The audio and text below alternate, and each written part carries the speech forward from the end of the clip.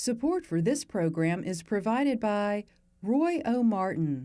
Based in Alexandria, wood products company Roy O. Martin is proud to fulfill our founder's legacy in supporting the social, educational, and cultural needs of our local communities. Learn more at royomartin.com.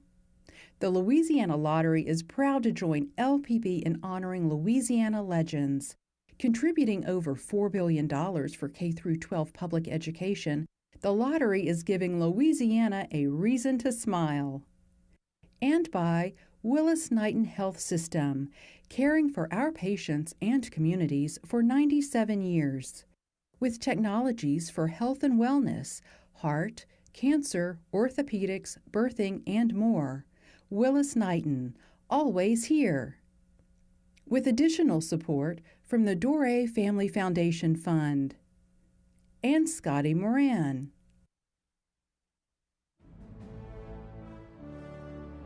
There is no other place quite like Louisiana.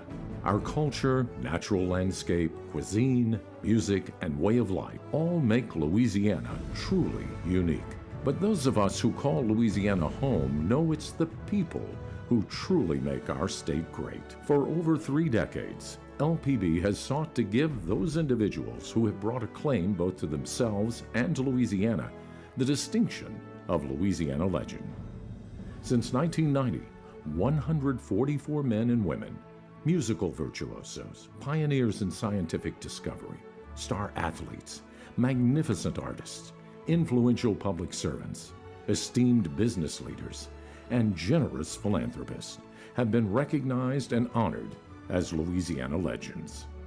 Holding this one-of-a-kind event and honoring our Louisiana sons and daughters is our greatest source of pride. Thank you for joining us in this celebration for over 30 years.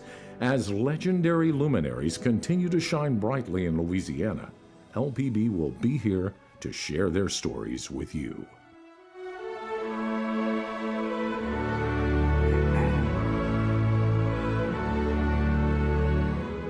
Welcome to the 2021 Louisiana Legends Gala.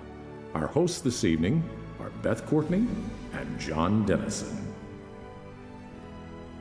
Good evening and welcome to Louisiana's magnificent Old State Capitol for the 2021 Louisiana Legends Gala. This year, we're delighted that so many of you are joining us on this live broadcast, the very first time we're doing this. So welcome to live television and this beautiful old building. I want to thank so much our co-hosts for this evening to join me he's come from Palm Springs, California, home. John Dennison, former board member and great friend. Thank you, John. My dear. As always, it's a pleasure to be back in my home state. I miss my family, my friends, and my Louisiana food. But we've had some great food this evening, and indeed it is wonderful to be back together with all of us for the first ever live broadcast of the Gala. Now, the Louisiana Legends Gala was created in 1990 to honor the accomplishments of our state's best and brightest.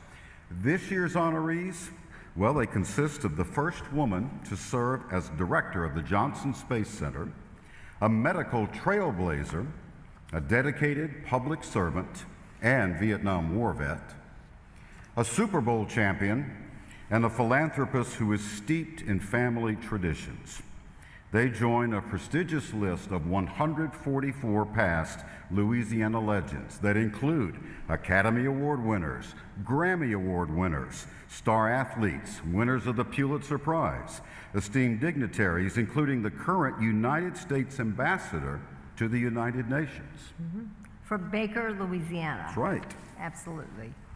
We would first like to express our deep appreciation to Secretary of State Kyle Ardoin and his staff for allowing us to broadcast from this beautiful Old State Capitol. It's always a privilege to present the gala here and welcome our legends, honorees, and guests to this architectural gem. I would also like to acknowledge the legislators and public officials who are with us tonight, Commissioner of Administration, former Secretary of State, former Lieutenant Governor Jay Darden. Jay, thank you. And Representative Vincent Pierre. Vincent. We're always delighted to welcome back the honorees and their families from past years. And tonight that includes 2016 Louisiana legend Bill Doré, the family of the first father and son to be recognized, that's 2005 Louisiana legend Roy O. Martin Jr., and 2019 Louisiana legend Roy O. Martin III, and the family of 2011 Louisiana legend Laura Leach, who is the sister-in-law of one of tonight's honorees, Dr. Carolyn Leach Huntoon. And now, ladies and gentlemen, we are pleased to introduce your 2021 Louisiana Legends. Community means the world, not only to her business, but to her friends and family. It's a way of life for Donna Saurage.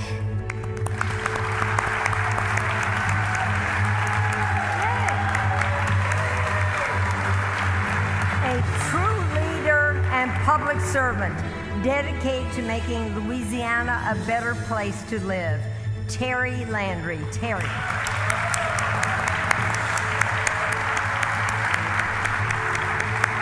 More than 1 million people worldwide have benefited from this pioneer's achievement. Dr. Terry King.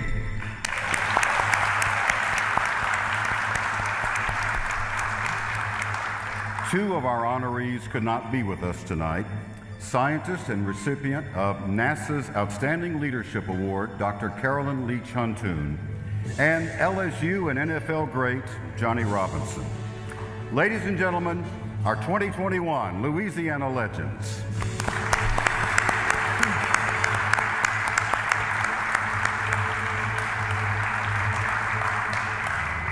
Well, John, you know, novelist Henry James once wrote, 3 things in human life are important. The first is to be kind. The second is to be kind. And the third is to be kind. Our first honoree has touched thousands of lives through her dedicated service, lending a hand, and always with the belief that sharing a cup of coffee with a friend is time well spent. Ladies and gentlemen, my dear friend, Donna Saurage.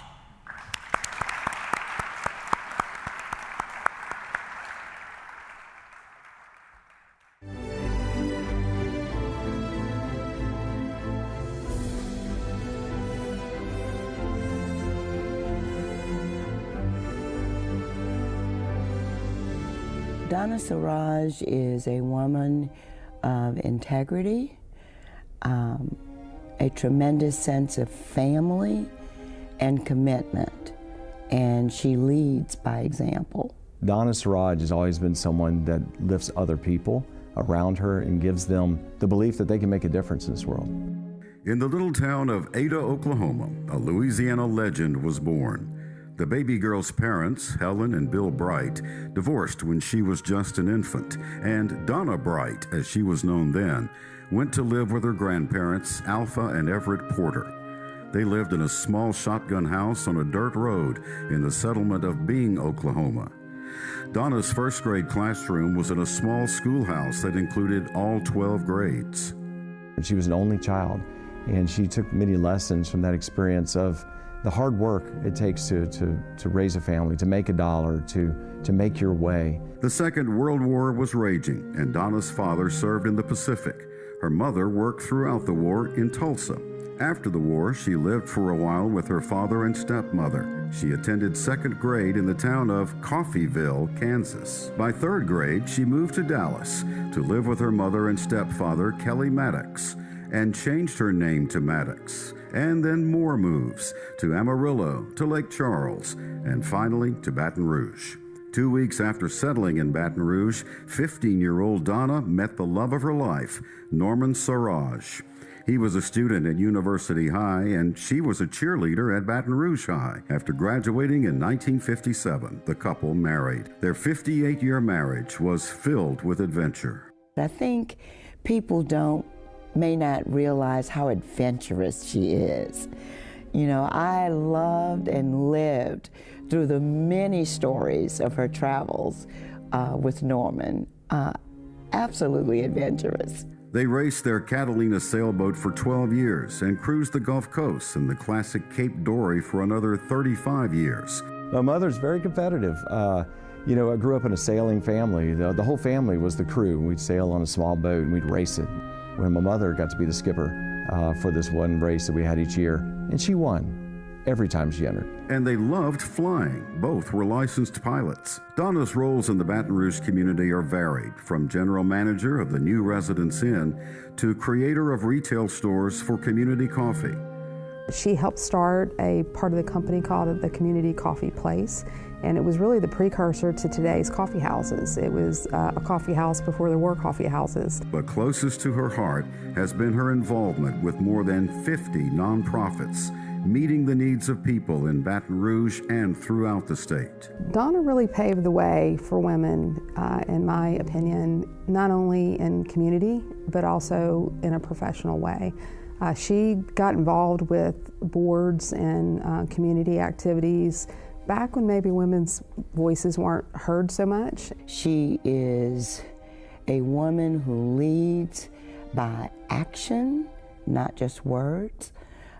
She believes in everything that she does, and she stays the course to reach whatever the stated goals are. When Donna's husband Norman became ill, she took a leadership role in the family business. She is the sole manager of CCC Holding, the parent company of Community Coffee Corporation. I've never had a more difficult, insightful director than my own mom. Someone who asks the right questions at the right time, and without regard to who I am as her son, but only for the interest of helping everyone in that room get a better perspective of what we can do together. Donna's greatest joys are her family, friends, and her faith. The Saurages raised a big family, 5 caring, faith-filled, and community-minded children with 13 grandchildren and 2 great-grandchildren. My father and mother loved to be surrounded by me and my siblings, all the children at the kitchen table. And I think of the joy it really gives her to have a large family and to serve them and to listen to them and to enjoy watching all of us grow in a way that I believe makes her proud and reflects her values. After 67 years in Baton Rouge, Donna says she is grateful for the opportunities and privileges she has experienced in this welcoming community. It's been a long journey from a shotgun house on a dirt road to creating an enduring legacy of continually pushing the boundaries of excellence. I don't think I've ever met anybody as kind as my mom. And I say that not only as one of her children, but just to hear others speak of what she has done, things that I never knew, where she really gave just her heart to other people and tried to make a difference in this community.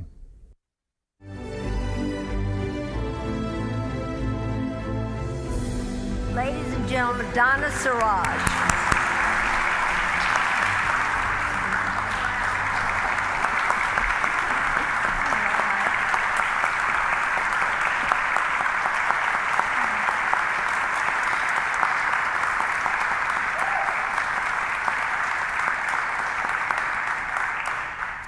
Wow.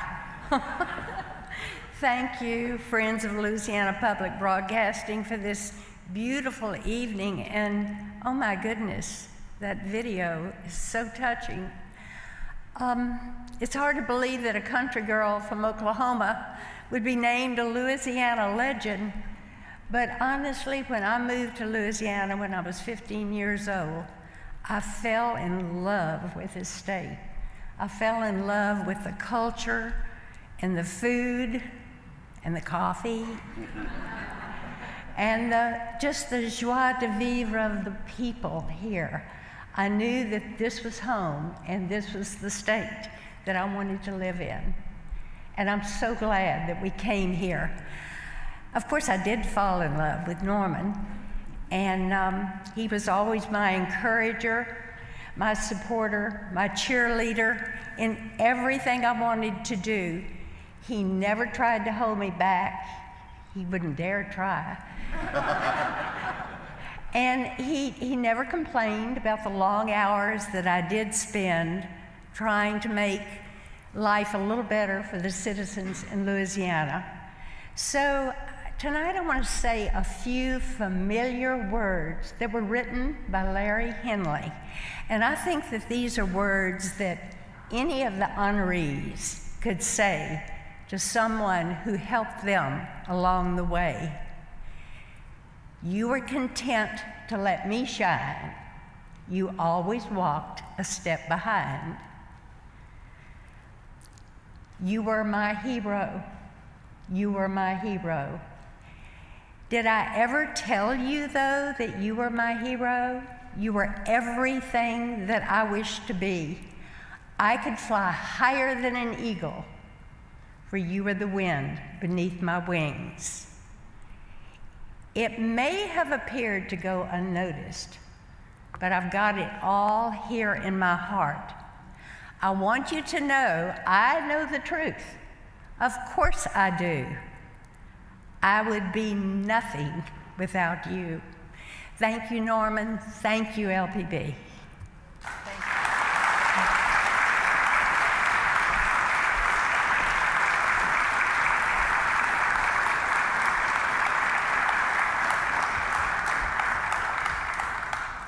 Our next honoree lives by the words that his father instilled in him.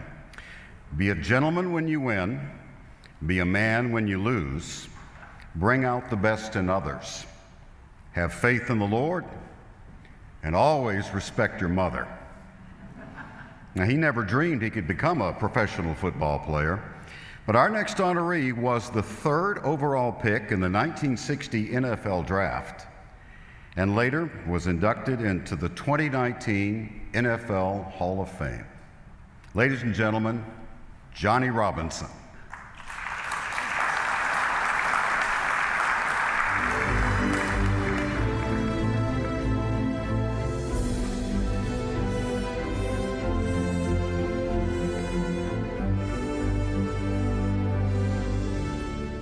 When Johnny was 7, and he was an unusual talent, he could do 15 chin-ups, he could do 40 push-ups. He was fast for a kid, and he could catch a ball.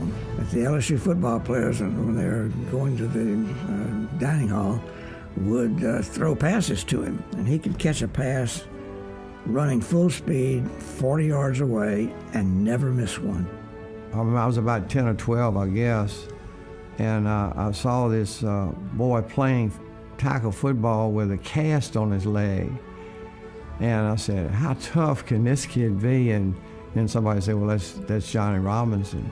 What Jimmy Field, longtime close friend and teammate of Johnny Robinson, saw that day was what millions of football fans would come to know as they watched Robinson's football career flourish at LSU and then for the Kansas City Chiefs. Playing hurt and with a commanding presence was part of the Robinson mystique. This all-pro, all-everything played in Super Bowl IV, a 23-7 upset of the Minnesota Vikings. With 3 broken ribs, he helped seal the victory by intercepting a pass. Johnny Robinson was born September 9, 1938 in Delhi, Louisiana, the son of Dub and Jewel Robinson. The family would soon move to Baton Rouge, where his dad would become the longtime legendary LSU tennis coach, and where Johnny and his older brother Tommy would achieve their own athletic successes in tennis and, for Johnny, in any sport he played. For Tommy, who watched his younger brother by 14 months grow up, he always knew he was destined for athletic greatness. His whole life was built around sports. In high school, he was all-state in football. He averaged 30 points a game in basketball. He played on the state championship baseball team as a catcher. Went to the semifinals, batted .500 in baseball. That was supposedly his best sport. Won the state championship in tennis and was second in the 100-yard dash. Favorite story about Johnny's attitude and what he brought to the game actually occurred when I was a sophomore and he was a senior and he was captain. He said, now Field, you're the only sophomore. We're going to see what you can do. So the next night we go up to Zachary. Johnny and I are the deep backs for the kickoff. Well, of course they kick it to me instead of Johnny, and it opened up and I ran 89 yards for a touchdown. He came up to me in the end zone, patted me on the butt, and he said, "I think you're going to make it." Field says from that time on, they were special friends. He didn't have a younger brother. I didn't have a big brother. So I think we just bonded, and he helped me at LSU, he mentored me there, because he was the first University High graduate to get a football scholarship at a Division I school. Robinson starred on the great Tiger teams of 1958 and 59 and won an SEC singles title in tennis in 1958. He entered the Pro Football Hall of Fame in 2019. Stuart "Smokey" Stover bonded with Robinson when the two played ball in Kansas City. He was a heck of a player. I mean, he was always in the mix somehow. He was there. He was very, very conscientious about how he did it and when he did it, you know. He was a super guy, not only a person, but a good athlete. Robinson was a 10-time All-Pro, and the Chiefs won an astounding 35 of 37 games in which Robinson intercepted a pass. He had 57 interceptions in his pro career. When he founded Johnny Robinson's Boys Home in Monroe in 1980, he began intercepting the problems of troubled youth and steering them toward a better path in life. For the past 40 years, he's done everything in his power to help keep them safe. Not even debilitating illnesses over the last several years have kept him from his true life's work. He's one of the greatest athletes to ever come out of Louisiana or anywhere. Coach Dietzel told me one time, had Billy not been there, he thought Johnny would have won the Heisman Trophy. What he's done with his life post-football, he's a servant. It's a 24-hour-a-day job with that home, and touch the lives of so many that needed to know they were loved by somebody, and somebody to call Dad. He has a courage and a strength. Whatever he does, it's something special. Good evening. My name is Bob Thompson. I'm the stepson of Johnny Robinson. As many of you know, Johnny suffered a stroke some years ago and suffers from the long-term effect of aphasia, so I'll be speaking for him. He'd like to extend his heartfelt thank you to the Friends of Louisiana Public Broadcasting, the Governor and First Lady, and a very special thank you to his brother, Dr. Tom Robinson, his friend Jimmy Field, and his teammate friend Smokey Stover for their contributions tonight. As you've seen, Dad had 12 glorious years in football, culminating with his induction into the Professional Football Hall of Fame. After football, Dad wanted to come home. In 1980, he came back and founded the Johnny Robinson's Boys Home in 1980, where I'm standing now. It's a home for troubled kids. The pinnacle of his pro football career was the induction to the Hall of Fame, but that's not the pinnacle of his life. The pinnacle of his life was his call from God to start this boys' home. Dad would like to say thank you to the many supporters, the friends that have helped him through the years, and a very special thank you for receiving this award and this honor tonight. Thank you very much. Johnny Robinson.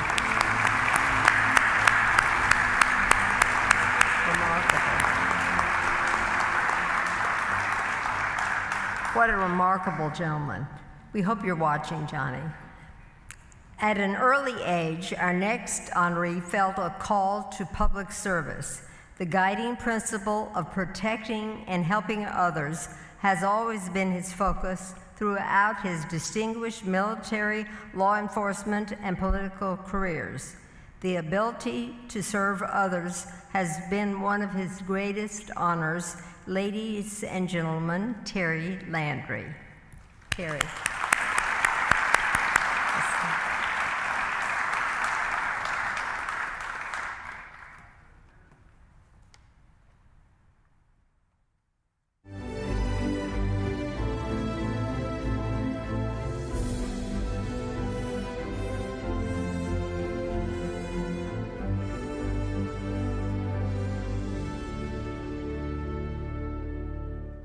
What stands out in my mind when I think of Terry Landry is his commitment and his drive for those who are in need in the state of Louisiana. He loves to help, he loves to give. It's part of his DNA. A remarkable man who rose from humble beginnings, a natural-born leader, a Vietnam veteran, and the first African-American to serve as Superintendent of Louisiana State Police. These are just a few of the accolades for former state representative and New Iberia native Terry C. Landry Sr. He is the 8th child of 9, born to the late Linus and Agnes Chapman Landry. He was a lot like my mother and father, a lot like my mother and father. Always doing things for people. He had favorite adults in the community, and he was always doing something for them.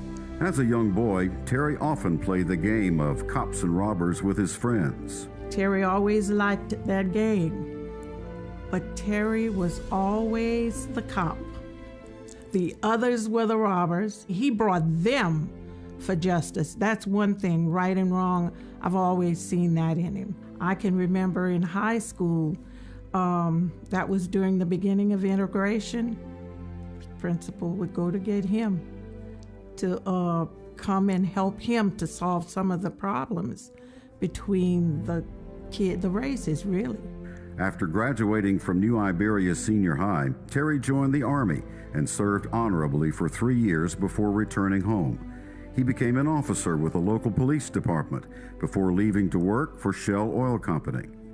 In 1975, Terry married the love of his life, Sharon Broussard, and they raised 3 beautiful children. But his desire to be a police officer never left him, and in 1978, Terry entered the Louisiana State Police Academy. He served in many positions: patrol trooper, detective sergeant, chief of staff, commander of the crime lab, and more. He continued his training at the LSU Police Executive Institute and the FBI Academy. By 1997, Terry was promoted to lieutenant colonel, and in 2000, Governor Mike Foster appointed him as Superintendent of Louisiana State Police. Throughout his years of service, Terry saw the need to help at-risk young people. Along with another New Iberia native and businessman, William Doré, he started the Louisiana State Police Foundation to address the needs of underserved youth. He loved these young people. He saw things in them that maybe parents didn't see. Terry mentioned to me about his chartering of a summer camp. And his mission would take kids throughout the state of Louisiana and would come to his camp and be mentored by state troopers. They worked very, very well. And to this day, thousands of kids have gone through Terry Landry's camp. I'll say that because, yes, it is a Louisiana State Trooper Foundation camp, but to me, it is Terry Landry's camp. In November 2011, Terry was elected to the Louisiana House of Representatives and became the first to serve Iberia, Lafayette, and St. Martin parishes in the newly created House District 96. He was a staunch advocate for public education, affordable health care, Medicaid expansion, responsible gun control, and prison reform. I've seen him go from a trooper into the legislature as a desire to improve the state, not for personal gain. Although Terry no longer serves as an elected official, he continues living his passion by remaining engaged in community services for underserved citizens. He's very sensitive to the needs of people, and particularly, I think, poor people, people who may not have the ability to necessarily articulate the problems and the challenges that they face on a day-to-day basis. Sometimes he becomes the voice of the voiceless. Terry's wife, Sharon Broussard Landry, lost a courageous 10-year battle with cancer. In their 44 years of marriage, she was devoted to and supported Terry in all of his career endeavors. Along with their 3 children, the Landrys have 5 grandchildren. I think he's had dreams from young, dreams that we may not have understood as we were growing up, but dreams that I think he has fulfilled in many ways. And that dream was be a significant service to other people.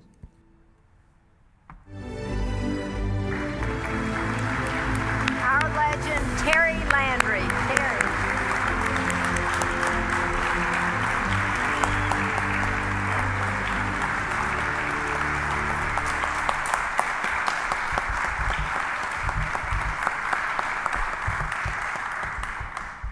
Thank you very much. I first want to give thanks to God for His grace and mercy, for all that He's done and all that He's blessed me with. I want to thank LPB and Miss Beth and her husband, who I've been known for some 30, 40 years. I want to thank the foundation and thank all of you and congratulate the honorees. As I approach getting here, I got a surgeon, got a business lady, got a football star. What the hell am I doing here? But by the grace of God, I've met a lot of great people, a lot of people along the way. And Doctor and I were talking earlier. We all have a story, but we all have a foundation. And that foundation starts with our families and our values that our parents taught us. Somewhere in Scripture is said, a good man leaves an inheritance for his children's children. And that's not material things. That's good common sense, good values, and good being. I never aspired to be anything but a good human being. I never aspired to be the superintendent of the state police. But along the way, I met some great people. I met people like Bernie Boudreaux, who was the district attorney in the 16th JD, who I worked with on many issues behind the scenes to quell some of the turmoil in our community, to help put the coolness on some of the temperature and racial issues in our area. I met Bill Dore on the side of the road one night, and he wasn't driving in a parade. He was driving pretty quick. And I'm not going to tell you the rest of that story, but from that day on, those people saw something in me that I didn't see in myself. Those people invested in me. There's so many people, my family, my sisters. You saw my sister speak. She's the oldest of our family, 83 years old. I'm the 8th of 9, so she helped raise me. All of my brothers and sisters that supported me, in spite of myself. My father was a Creole from Louisiana. Our roots go back to Reconstruction, where some of our ancestors served in the House of Representatives, Senator Dorton, doing Reconstruction. So we're deeply rooted in Louisiana. Our family stayed here, made our homes here. We love community coffee. I love community coffee, especially that cafe blend. I love it. I only wanted to make the world a better place, make the place that I deal with a little bit better than I found it. Like many millions of Americans, I heard the call of a young, vibrant president who said, ask not what your country can do for you, but ask what you can do for your country. I am honored and humbled beyond what words can express to be here in the presence of such distinguished people who have gone before us. It's not about me. It's never been about me. It's about us. It's about Louisiana. I accept this distinguished recognition and award on behalf of all the people that went before me. God bless you all, and have a good evening.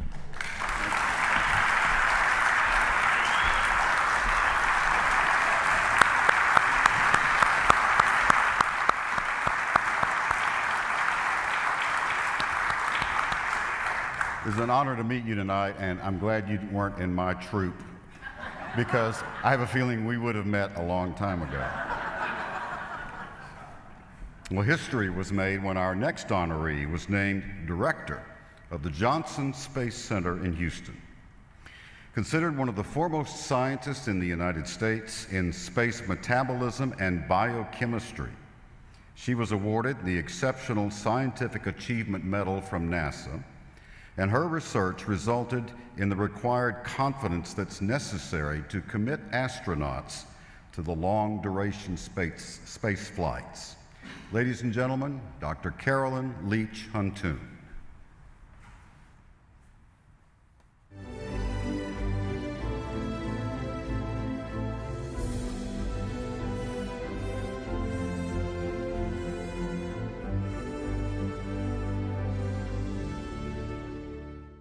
I first met Carolyn Huntoon in 1986.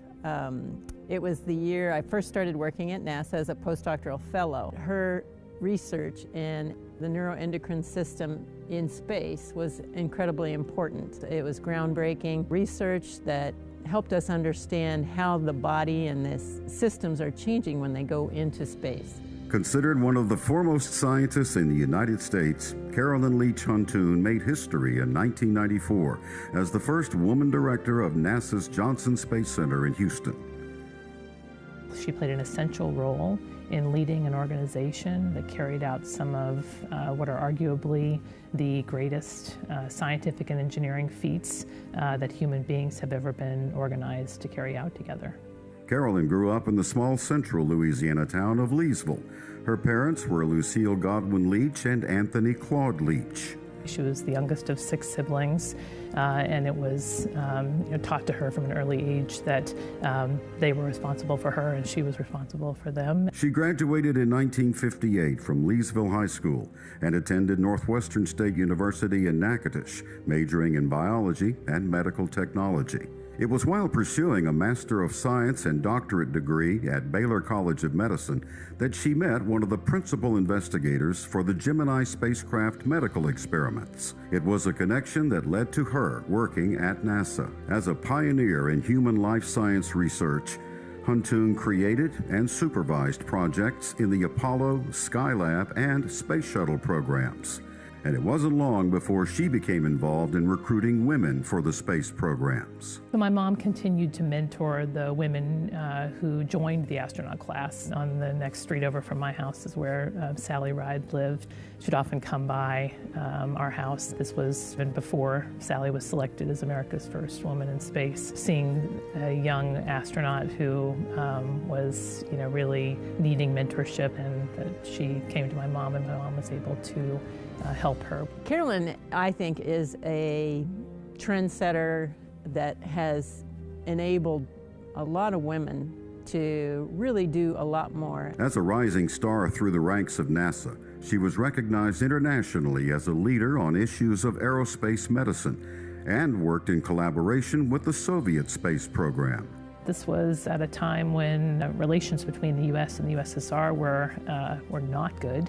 And yet, in the sort of common spirit of science and the scientific method and experimentation, these scientists got together. I had no real experience in international negotiations or what that would take, so it was a big door opening for me in terms of learning new things and challenging myself, which is actually what I really credit Carolyn for teaching me. It was during Huntoon's time as Associate Director of the Johnson Space Center that the Shuttle Challenger shattered just 73 seconds from takeoff. My mom had been responsible for selecting many of the astronauts that died in that mission. Our entire community and really the entire country was grieving over the loss of these individuals. My mom's leadership, particularly during times of difficulty at the Johnson Space Center, was inspirational. She's an incredible leader, obviously, and an incredible mentor, especially to me. I think her strength in being a mentor is challenging you to do something more than you think you might be able to, and that's what she gave me. Following her time at NASA, Dr. Huntoon served Presidents George W. Bush and Bill Clinton as the Department of Energy's Assistant Secretary for Environmental Management. In that job, she oversaw the cleanup of over 100 of the nation's nuclear sites. Thinking back to the fact that my grandfather, had a plumbing business and had dropped out of school in 3rd grade, that's really, it's kind of a remarkable American dream story. Married in the summer of 1969, Carolyn Leach Huntoon and her husband Harrison recently celebrated their 50th wedding anniversary on a Mediterranean cruise with their daughter Sally, her husband Michael, and granddaughters Lucy and Sophia. Carolyn recently lost her loving husband after his brave battle with Parkinson's. Our prayers are with Carolyn and her family. Good evening. I am very sorry that it was not possible for me to be with you tonight. To be chosen a Louisiana Legend is an unparalleled honor for me. I want to thank the Board of Directors of Louisiana Friends of Louisiana Public Broadcasting for this prestigious recognition. Being an enthusiastic supporter of all public broadcasting, and especially Louisiana Public Broadcasting, I have followed the Legend Awards and have always been impressed with the achievements of those recognized. To be included in this honor is truly incredible. The center of my universe has always been Leesville, Louisiana. For those of you who may not know, Leesville is a small town in the central part of the state. I was born the sixth child of Claude and Lucille Leach. The tragic loss of my mother when I was 5 years old led to an unusual and wonderful upbringing. People have said to me that I was raised without a mother. My answer has always been that I was raised by my father and my siblings, a brother and 4 sisters. Believe me, they kept me on the straight and narrow. Our father set the parameters. It was his work ethic, his integrity, his love of family and country that established the path for us.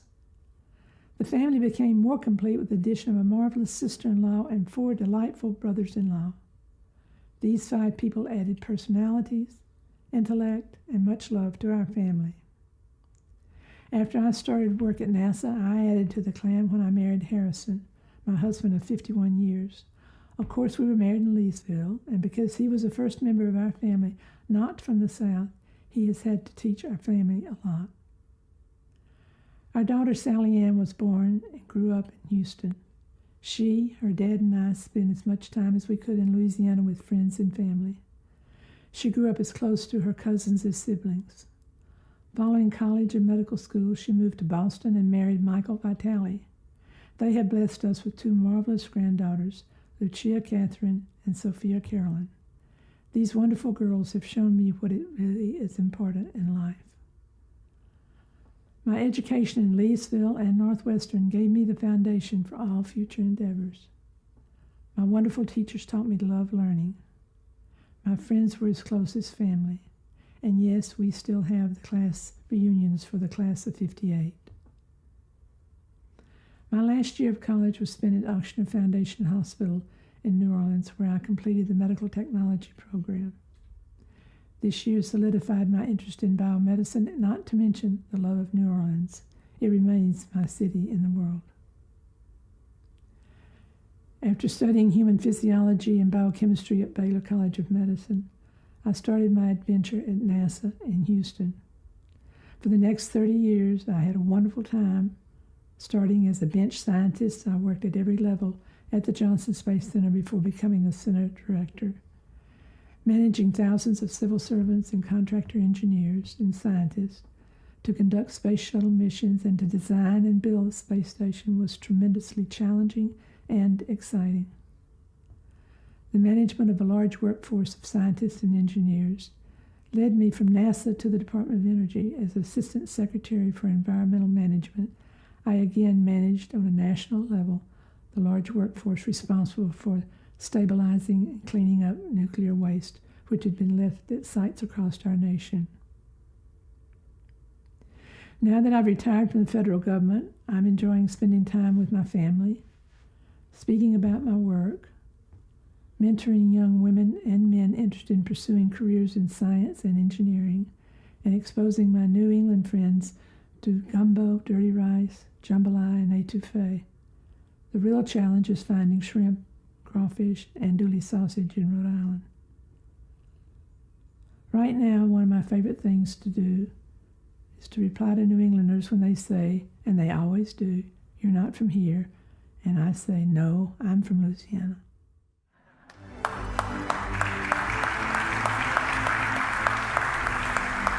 Congratulations, Carolyn. You're certainly an inspiration for lots of young girls who are thinking about becoming scientists. We are so proud to honor you. You know, when a doctor takes the Hippocratic Oath, he or she promises to protect all life. Tonight, we celebrate a medical visionary whose courage changed the world and has transformed cardiac health care through his innovative work and pioneering research. A humble, compassionate doctor dedicated to children. Ladies and gentlemen, Terry King, Dr. Terry King.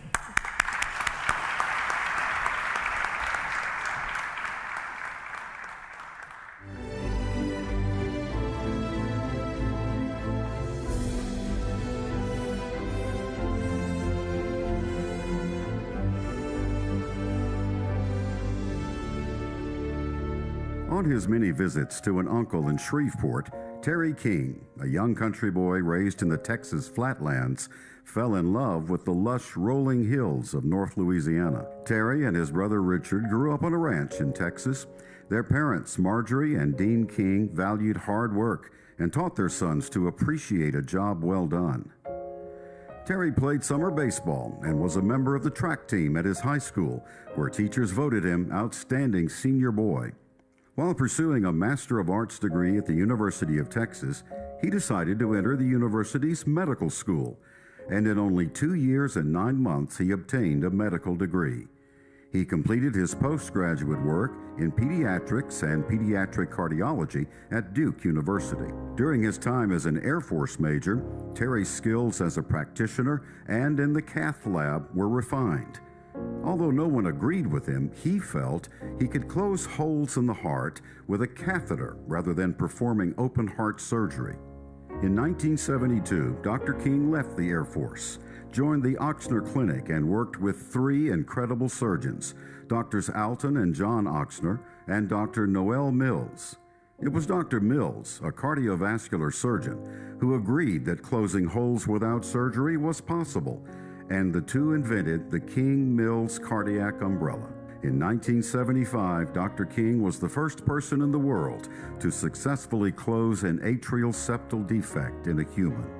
He's personally performed this procedure on hundreds, if not thousands, of young children, babies.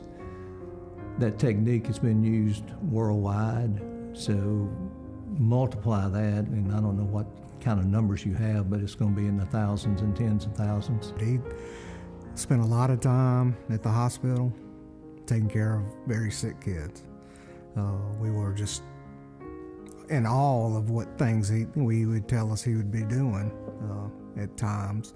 You know, hearts being outside of little babies' bodies and having to put those back in. So God gave him that talent to do that.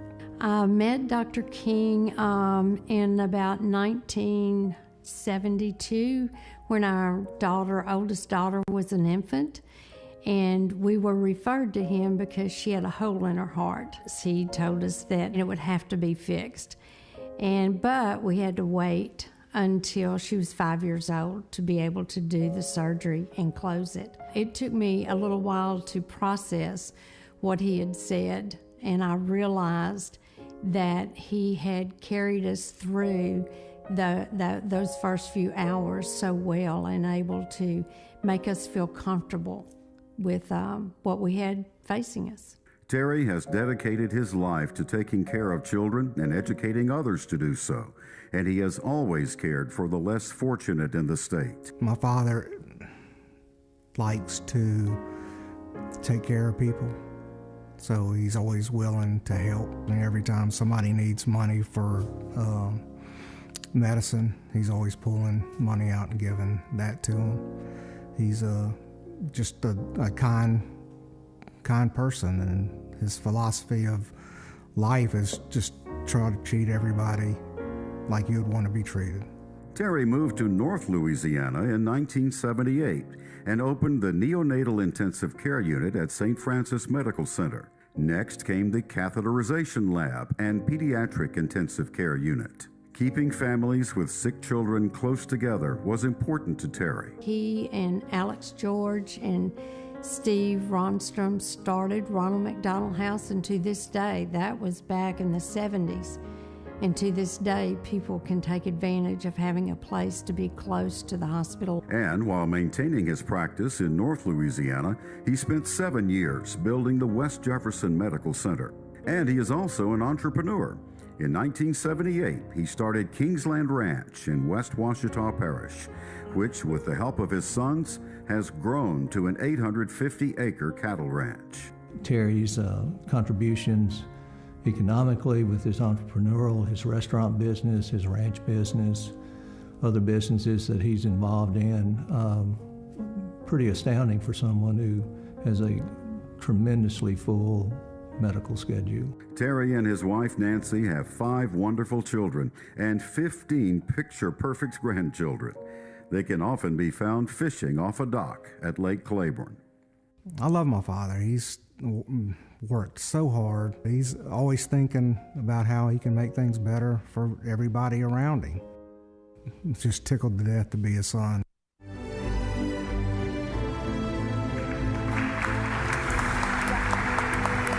Dr. Terry King.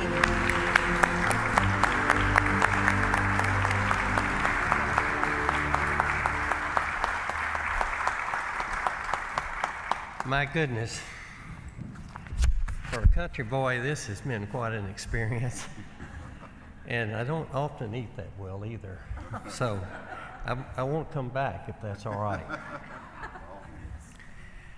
Like Donna, I was not born in Louisiana. Living in Louisiana was my choice.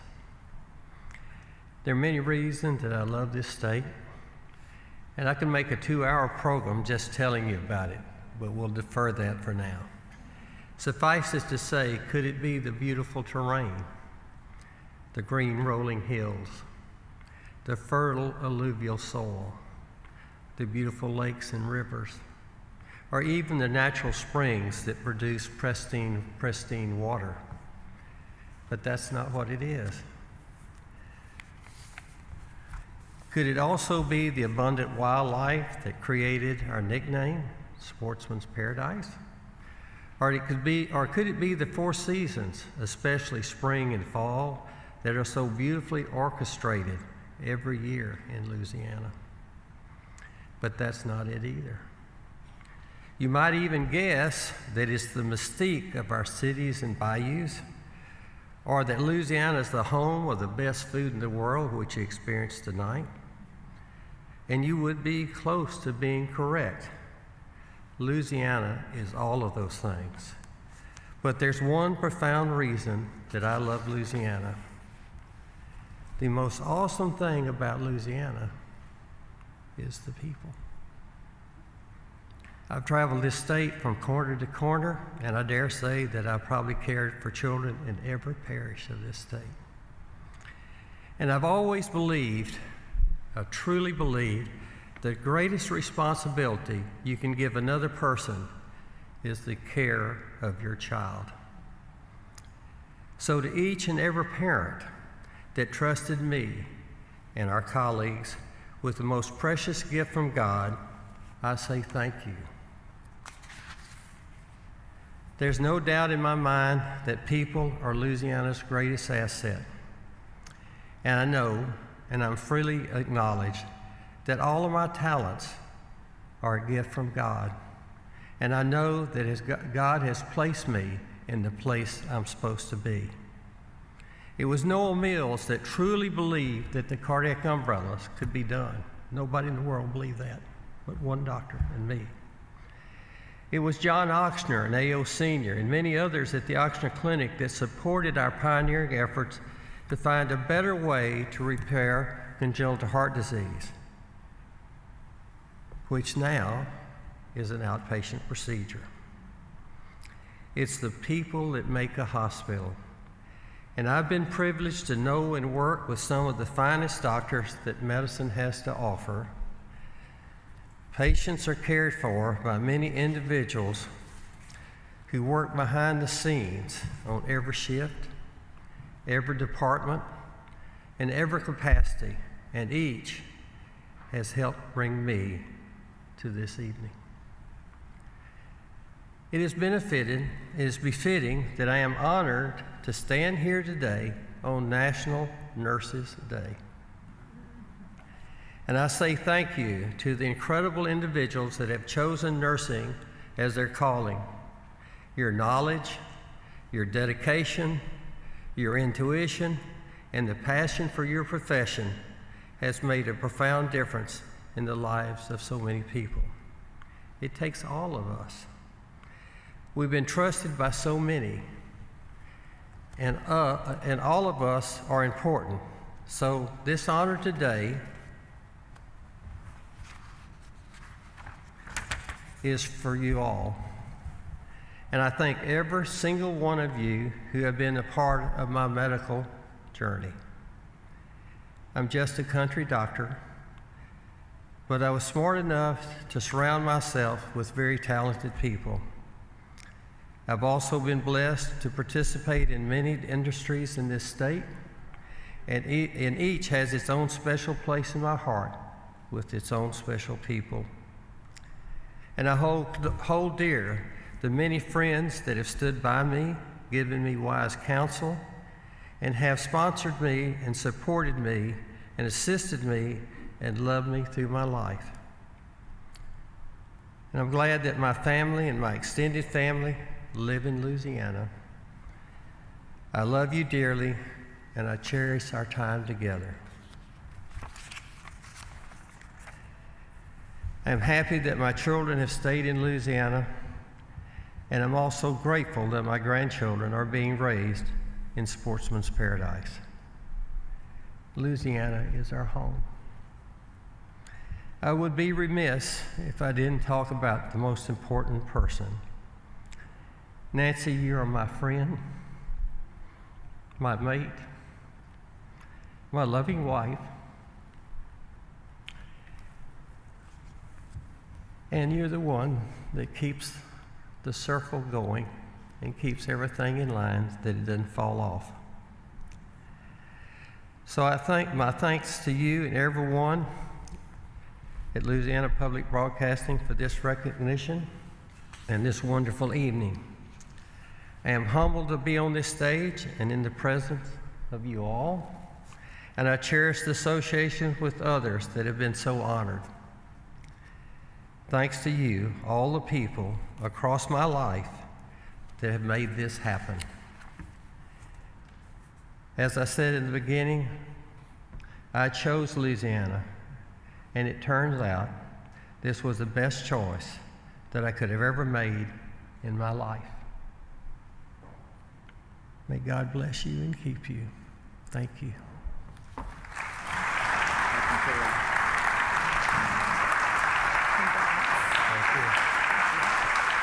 Ladies and gentlemen, your 2021 Louisiana Legends.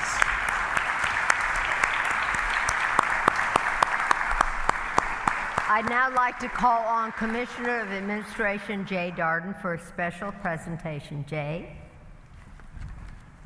welcome home. Thank you, Beth.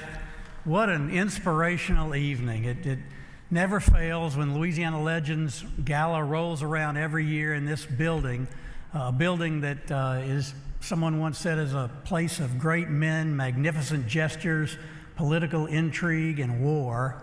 And I add great women as well. It never fails when LPB gathers for the Louisiana Legends that we're inspired as Louisianians, and we certainly have been tonight. It's my pleasure to represent Governor John Bel Edwards this evening. As you know, President Biden was here today, but it's not President Biden Day in Louisiana. The governor declared it Louisiana Legends Day in Louisiana in recognition of all of our honorees tonight.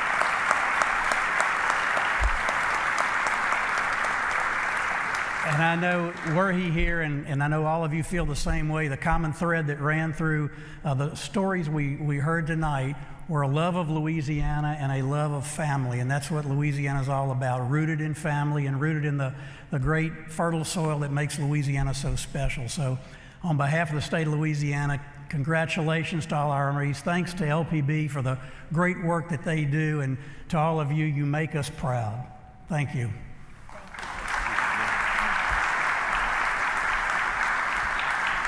And thank you, Jay. We appreciate your help. And now let's take a moment to pause and remember the Louisiana Legends who have passed on, but not before leaving their mark.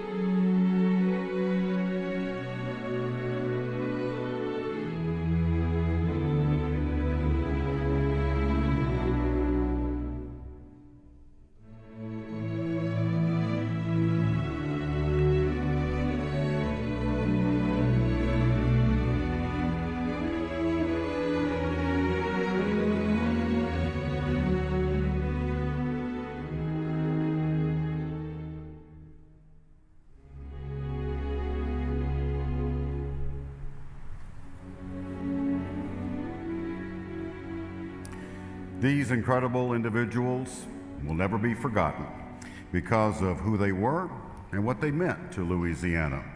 And we thank them for their service to all of our state as they continue to be an inspiration to us all.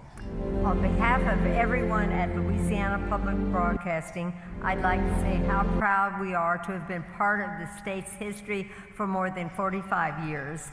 And I would like to say to you, be proud of Louisiana. And tonight we've heard stories that make us proud to be Louisianians. And for all of us, again, thank you for celebrating with us, you at home and you here in this beautiful building. Thank you and good night, everyone. Good night. Thank you, everyone. Thank you.